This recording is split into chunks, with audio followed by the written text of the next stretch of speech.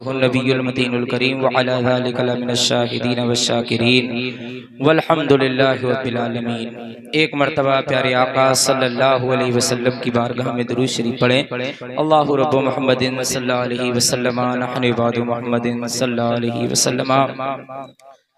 बस कुछ देर उसके बाद शायर इस्लाम और उसके बाद आखिर में जो खतीब हैं उन्हें समाअत फरमाएंगे।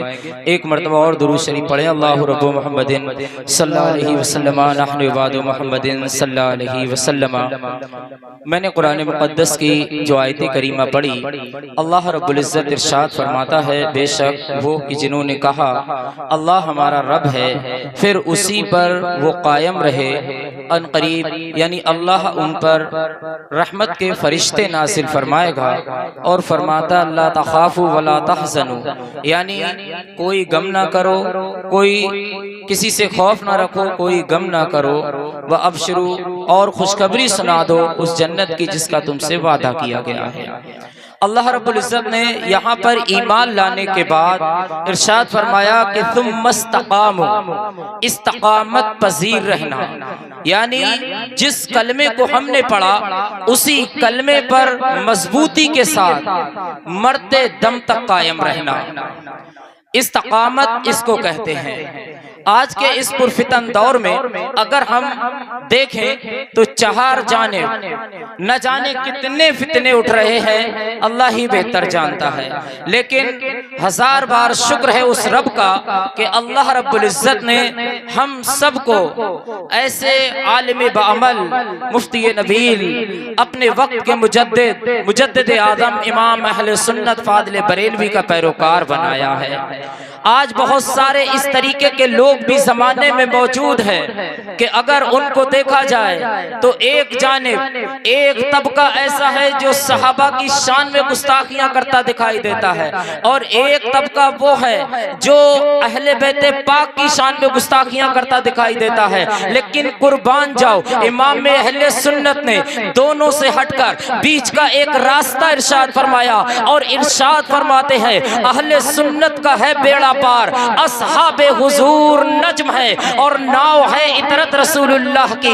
ये शेर बहुत मर्तबा सुना आपने, शोरा से स्टेज से सुना होगा, कभी इस पर गौर किया कि इसका माना क्या है? तो आप जरा देखें कि आला हजरत फरमाते हैं कि अहले सुन्नत का बेड़ा पार है। और बेड़ा पार किस तरीके से है कि हम साहबा किराम वाले भी है कि हम साहबा को मानते हैं, हम अहले बैत को भी मानते हैं। पुराने जमाने में आपने देखा, अगर आप हिस्ट्री पढ़ेंगे तो आपको पता चलेगा कि पहले जमाने में लोग जब समंदर में सफर किया करते थे तो जहाज में बैठे होते थे और रास्ता जो तलाश करते थे वो आसमान में सितारों को देखकर तलाश किया करते थे।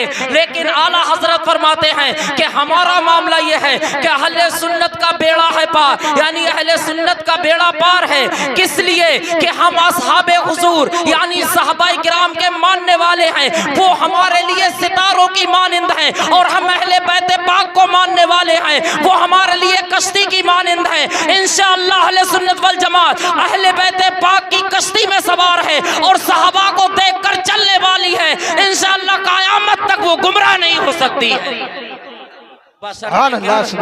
हम अहले सुन्नत वल जमात यानी आला हजरत फाजिल बरेलवी अलैहिर्रहमा की तालीम को सही से अपने जहन में, अपने दिमाग में और अपने दिलों में उतार लें। और हुसैन ने मैदान करबला में जो हमें दर्स दिए हैं उसकी तरफ हमें तवज्जो करने की जरूरत है। अगर आज हम देखें सुन्नियत यानी अहले सुन्नत वल जमात में ही न जाने कितने वो काम राइज हो गए जो यजीदियत के थे। आप बताएं, इमाम हुसैन से मसला ही क्या था? यजीद ने कौन सी दौलत मांगी?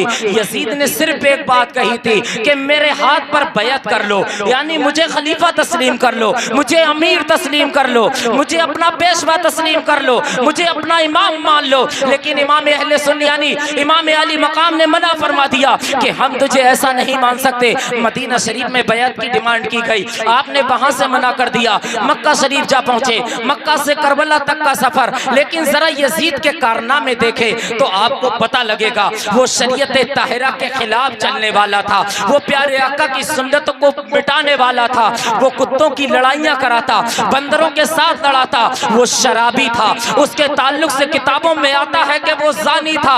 अब जरा गौर करें, इमाम हुसैन का मैदान करबला में जाना ये हमें दर्स देता है कि अगर कहीं शराबें पी जाती हो तो हम हुसैनी हैं, उसके खिलाफ खड़े हो जाएं। अगर कोई लही व लाइब हो रहा है हम हुसैनी हैं, हम उसके खिलाफ खड़े हो जाएं। अगर कहीं शरीयत ताहिरा की मुखालफत हो रही है तो हम उसके खिलाफ खड़े हो जाएं, ये हुसैनियत है। अगर हम जमाने में देखें कि प्यारे आका की सुन्नतों को तर्क किया जा रहा है तो हम उसके खिलाफ खड़े हो जाएं, ये हुसैनियत है। मैदान करबला में इमाम हुसैन ने कोई एक कुर्बानी नहीं दी, बल्कि सुबह से लेकर के 2 बजे तक अपने जवान बेटों को कटवा दिया, अपने बच्चों को कटवा दिया। आखिर किस लिए कटवा दिया? बस उसे इमाम इसलिए नहीं माना कि वो शराबें पीता था, वो जुआ खेलता था, हरामकारियां करता था, जिनाकार था। अब जरा आज अपने माशरे को देखो, मुझे खबर पता लगी कि लोग शराबें पी पी करके ढोल बजाते नजर आते हैं। अल्लाह अल्लाह, ये मुसलमानों जरा गौर तो करो कि वो हुसैन जो मैदान करबला में 6 माह के बच्चे को शहीद करा दिए, ज़बान पर रूप न लाए,